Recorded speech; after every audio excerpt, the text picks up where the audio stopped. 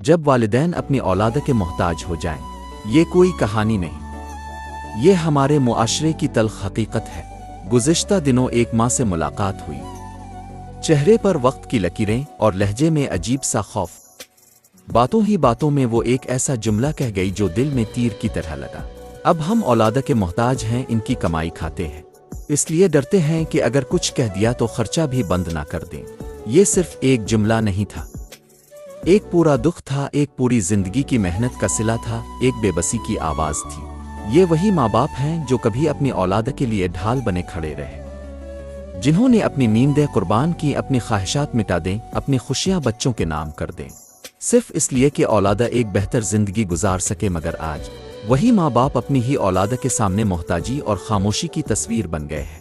افسوس کی بات یہ نہیں کہ اولاد خرچہ دے رہی ہے، افسوس یہ ہے کہ خرچے کے بدلے ماں باپ اپنی زبان، اپنی عزت اور اپنا حق بھی گروی رکھ دیتے ہیں۔ ماں باپ اب اپنی ضرورت بھی زبان پر نہیں لاتے، وہ دوائی ختم ہونے پر بھی چپ رہتے ہیں، وہ کپڑے پرانے ہونے پر بھی خاموش رہتے ہیں، وہ صرف اس لیے کچھ نہیں کہتے کہ کہیں وہ بوجھ نہ سمجھ لیے جائیں۔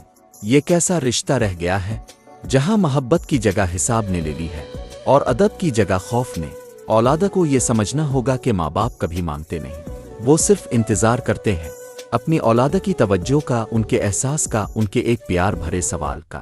اگر ماں باپ کو اپنی ہی اولاد سے ڈر لگنے لگے تو یہ صرف ایک گھر کا نہیں، پورے معاشرے کا المیہ ہے۔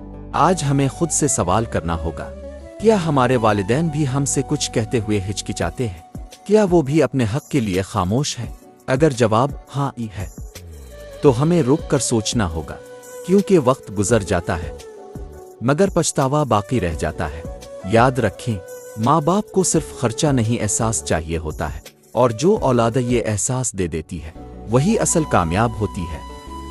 اللہ پاک ہمیں والدین کی قدر کرنے والا، ان کا خیال رکھنے والا، ان کے دلوں کو سکون دینے والا بنائے، آمین۔ تمام احباب سے گزارش ہے کہ تحریر کو عمل کی نیت سے سنیں اور اپنے عزیز و اقارب اور مقامی گروپس میں شیئر کیجیے، ہو سکتا ہے اب کی تھوڑی سی محنت